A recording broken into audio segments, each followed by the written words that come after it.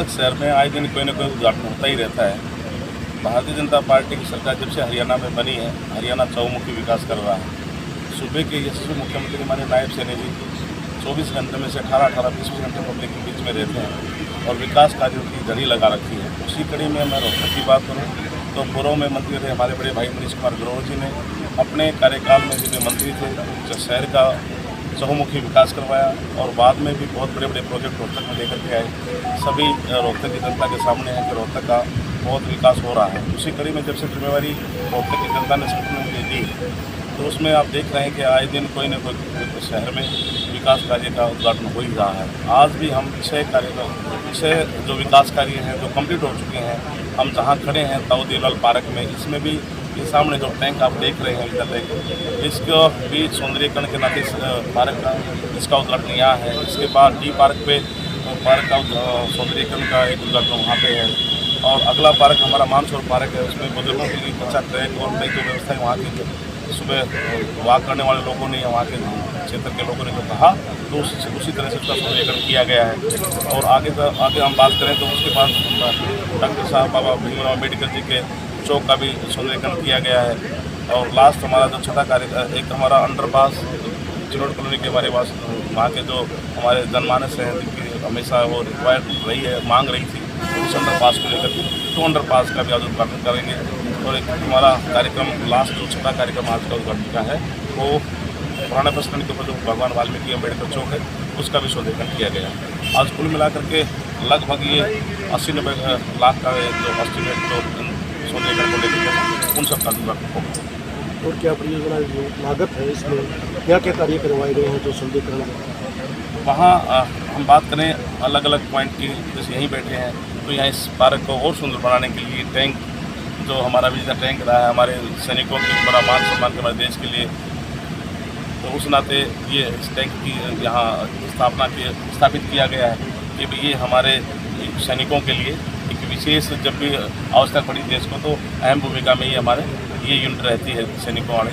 हम बात करते हैं बापू पार्क की तो बापू पार्क में भी बापू जी की जो चित्र है उसका तो किया ही किया है, उसके साथ पार्क का भी हमने सौंदर्यीकरण किया गया है।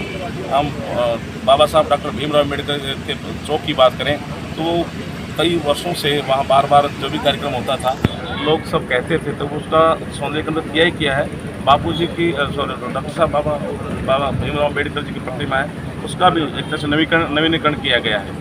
तो हम भगवान वाल्मीकि चौक की बात करें तो उसका भी आप देखें कि पूरा एक लेंटर डाल करके उसका बड़ा चौक का सौंदर्यीकरण इस तरह से किया गया है।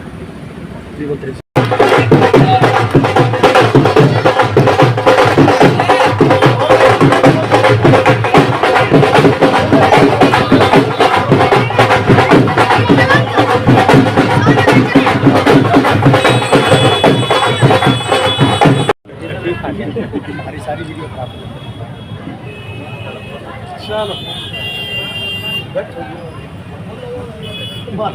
शहर में जो तरक्की की है उसी प्रकार आज हमारे बड़े भाई महापौर राव वाल्मीकि जी के प्रयासों से मंत्री जी के सहयोग से आज फिर से रोहतक सुंदरता की ओर और ऐसे कार्यक्रम भव्य जो हमारे भवन है, हमारी इमारत है, हमारी तरक्की के चौक है, उनकी सुंदरता का काम शेरा प्रधान जी से और शंभू प्रधान जी जो हमारे नगर निगम के प्रधान है उनसे आग्रह करूँगा कि वो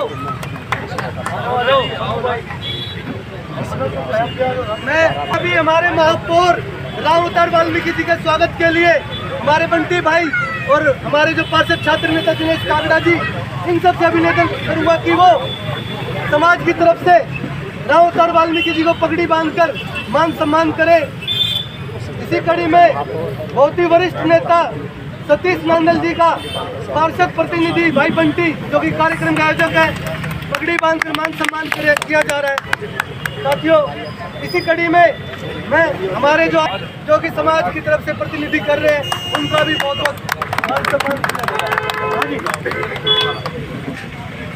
साथियों विलम्ब न करते हुए जिनकी प्रतीक्षा में हम लोग बैठे हुए हैं, भारत माता की भगवान वाल्मीकि महाराज की भगवान वाल्मीकि महाराज की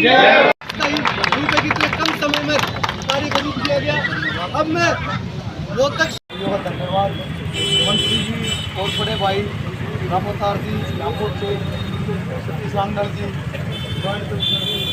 सबका यहाँ पहुँच है और सभी भाइयों का बहुत धन्यवाद। और आज हमारे जो गुरु जी के लिए जो सब मिल के बढ़िया ये बनवाया जी, हमारे भाई साहब ने करा, सौंदर्यकरण कराया ना जी, तो इसके लिए हम धन्यवाद करते हैं।